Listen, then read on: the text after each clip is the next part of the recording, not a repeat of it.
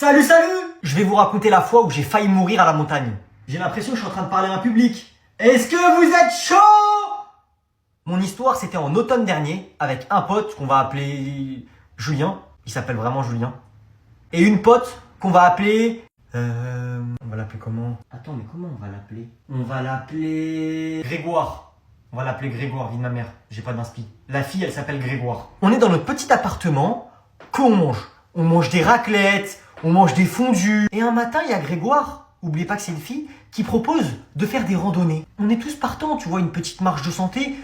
Pourquoi pas? On se prépare, petit sac à dos, un petit sandwich chacun, une bouteille d'eau chacun. On prend la voiture et on y va. On arrive là-bas, c'est trop beau. On est au milieu des montagnes, la forêt, les lacs, les rivières, les ruisseaux, etc. On faisait une randonnée qui s'appelle le bout du monde, à Sixte Fer à cheval. C'est censé être une petite randonnée de 3 heures. On marche, c'est plat, tranquille, tranquille. Là, ça fait 1 heure qu'on marche. Je vois un panneau, bout du monde, tout droit. Et là, on voit un panneau, à gauche, c'est marqué lac, lac de la Vosgéale. Je vois, c'est 3 heures. Ah, on vient de marcher 1 heure. Il est 14 heures. 3 heures, on y va. Allez, on est parti vers le lac, il est 3 heures. On est parti vers là-bas. 3 heures, ce qu'on savait pas, c'est que c'est pour y aller. Mais une fois que t'es là-bas, faut revenir. Nous, on monte. Tous les gens qu'on croise, ils redescendent. Il y a un vieux, à un moment, il s'arrête avec des bâtons, il descend, il galère, il nous dit: vous allez où? Ben monsieur, on va au lac. Quel lac, quel lac? Il est 17h, tu vas à quel lac? Il va faire nuit là. Non, nous on n'écoute pas les gens, on monte. Alors que tout le monde nous disait: descends, descends, il est tard, il va faire nuit, descends, vous êtes complètement malade de monter, c'est plus l'heure, c'est plus l'heure. On bat les couilles. On bat les couilles. J'ai envie de voir le lac, je vais voir le lac. Et après on verra. On arrive au lac il est beau. Bon, je vous raconte pas comment on a galéré pour aller là-haut. Parce que la randonnée, c'était une randonnée expert. Fallait grimper des cordes, des échelles, de l'escalade. J'avais même pas de baudrier. Je tombais, je regardais en bas, il y avait un trou. C'est pas ça le sujet. Là, on est là-haut, on est content. Ah, c'est le coucher du soleil. Il est 17h, c'est l'automne, il commence à faire nuit vers 18h. Ah, on se dit, faut redescendre. On redescend et c'est pas, je vois quoi, des chèvres de montagne. Donc on s'assoit, on commence à les filmer. On n'aurait jamais dû faire ça. Jamais. Tu me dis un loup, un ours, ok, une chèvre. Au bout de 30 minutes, à les filmer, les regarder, on se relève et on y va. Mais ça y est, c'est trop tard, c'est le coucher du soleil, il commence à faire nuit. Donc on essaye de mettre un coup de 2, de descendre super vite et tout. Là, ça va, c'était facile. Mais là, on arrive à l'endroit où on a galéré à monter et on se dit: comment on va descendre ça de nuit? C'est impossible. 2 jours, on a galéré à monter. Là, faut redescendre, c'est impossible. Donc on dit: c'est mort, on passe pas par là. Et c'est à ce moment-là le début des problèmes. On se dit: on va prendre un autre chemin. Sauf qu'il y a genre 1 heure ou 2 heures en plus dans l'autre chemin. De base, il y a 3 heures pour redescendre. Bah là, tu rajoutes 1 heure ou 2 pour redescendre, ça fait 5 heures. Sachant qu'il est 17h, 18h. On n'a pas de chaussures de randonnée. On n'a pas de bâton de randonnée. Et le pire, on n'a plus d'eau et plus de bouffe. Bah ouais, parce qu'à la base, c'était une randonnée de 2-3 heures. Bah ouais, c'était pas prévu que ça dure une journée. On commence à descendre, on marche dans la forêt. Sauf que dans la forêt, déjà, que de base, tu vois pas trop quand il y a du soleil. Là, c'est le coucher du soleil, tu vois rien. On n'a pas de lampe torche, on n'a rien, on utilise nos téléphones pour éclairer. On a tous soif, faim, mais il y a personne qui parle. On veut juste redescendre et arriver vite avant qu'il fasse vraiment nuit noire. Là, Grégoire, la fille, elle commence à se tordre la cheville. Ça rajoute un stress de fou. Mais on continue de descendre. Pour l'instant, on arrive à suivre le chemin, on arrive à se repérer. Mais au bout d'un moment, ça y est, il fait noir. On voit plus rien, c'est la nuit, ça y est, il est 20h. On est mort. Donc là, on commence un peu à plus trop savoir où aller. On avance, 10 minutes, on recule, on retourne un chemin. On est perdu. Mais personne ose le dire. À aucun moment, quelqu'un a dit: on est perdu. Chacun essaye de se débrouiller, mais personne dit: putain, on est perdu. Là, il fait nuit.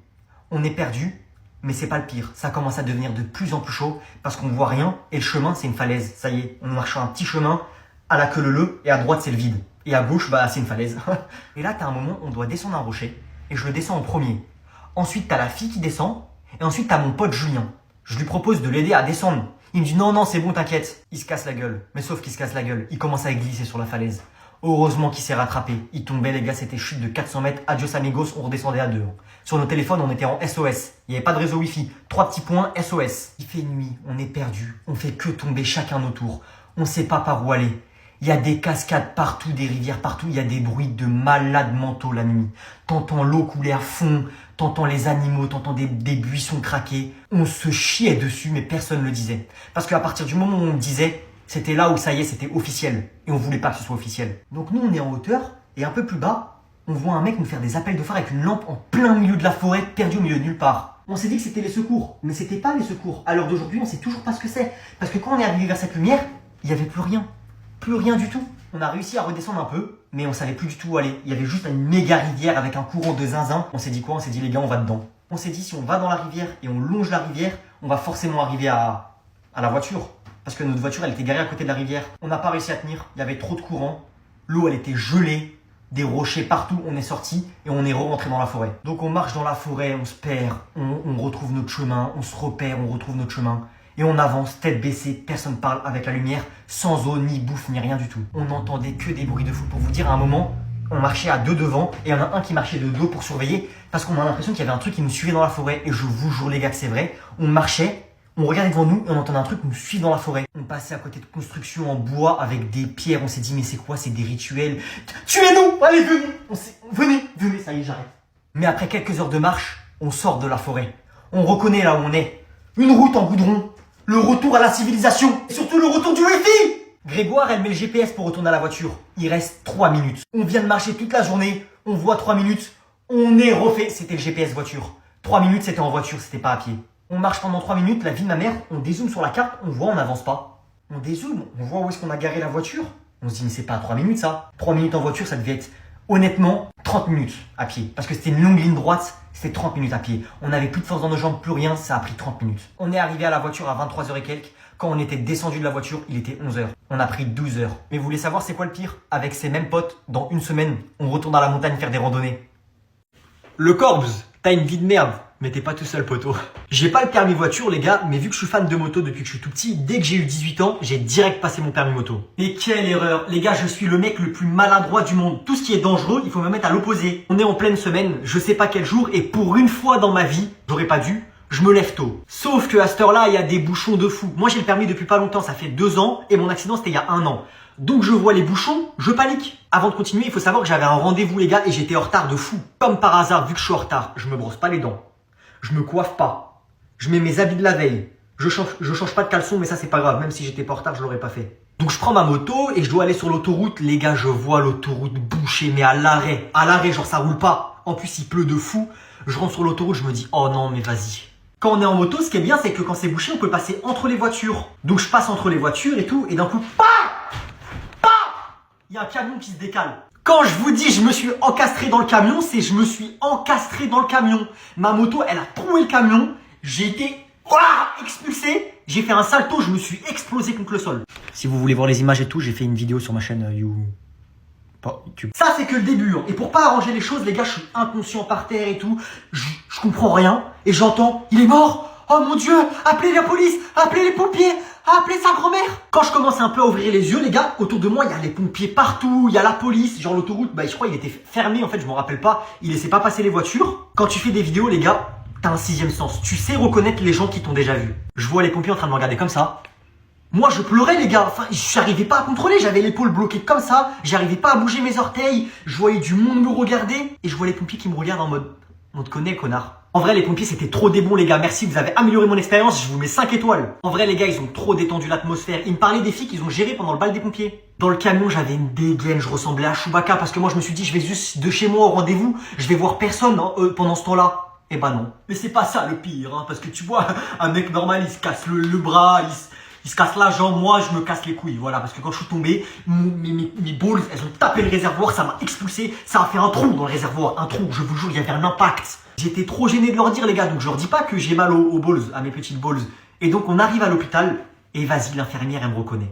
Bah je lui dis pas, elle non plus, que j'ai mal aux balls. En plus, c'est une dame, je vais pas lui dire, madame, j'ai mal aux balls.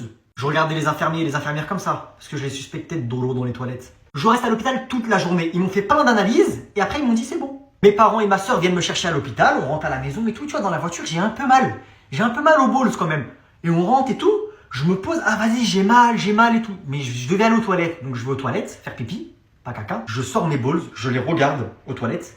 J'ai jamais vu ça de ma vie. Mais jamais. Mais je savais même pas que c'était possible. Elles étaient noires. Mais genre noir. Genre c'est pas bleu, vieux, noir. Genre noir. Je me suis chié dessus. Mais je sors des toilettes en courant. Je vais voir ma mère, je dis, appelle le médecin. J'ai les balls noires. Donc ma mère appelle mon docteur et on va le voir en urgence. Sauf que moi j'étais tellement en panique et tout d'avoir les balls noirs que je savais pas que quand t'as mal quelque part, le docteur il regarde ce quelque part. J'avais oublié. Donc j'arrive devant le docteur et il me dit, enlève ton pantalon. Et la culotte aussi, enlève. Je dois me mettre tout nu devant le docteur. J'étais gêné à en crever. J'enlève tout ça et Voilà, il regarde et tout, voilà. C'est pas, il me dit, vous devez aller voir d'urgence un médecin spécialiste du zay parce que vous avez peut-être les balls cassés. Ça se casse, ça? Donc j'ai rendez-vous le lendemain en urgence chez un docteur spécialisé du zay. Moi, je sais à quoi m'attendre. Du coup, le lendemain, je sais que je vais devoir montrer mes balls. Je suis dans la salle d'attente, j'attends. Et je vois le docteur qui sort et qui dit « Noé !» Je m'allonge sur une table et là, me gênant de fou. Il essaie de m'enlever mon pantalon, moi je le tiens comme ça. Lui, il tire, moi je tiens. Il me dit « Tu sais, c'est mon métier, hein, j'en ai vu plein des zay, t'inquiète. Hein. » Du coup, je lâche.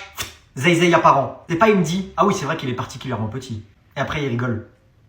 Ça m'a pas fait rire, moi. Au final, c'était rien, c'est juste que le choc, il était tellement important que ça a explosé tous les vaisseaux sanguins, je crois. Et si vous croyez que ça, c'est la pire anecdote, nu.